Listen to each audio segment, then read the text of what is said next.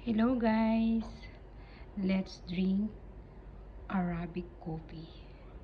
So, dito kasi sa UAE, pagka kung nag-inom sila ng Arabic coffee, ay merong dates. So, ayan o, dates.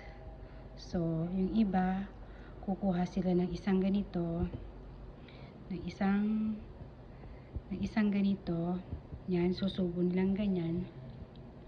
Tapos, iinom sila ng Arabic coffee or gawa. Yan.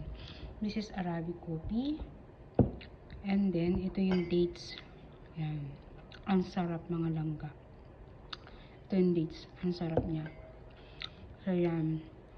Arabic coffee or gawa coffee and dates on my work table. Let's eat, drink.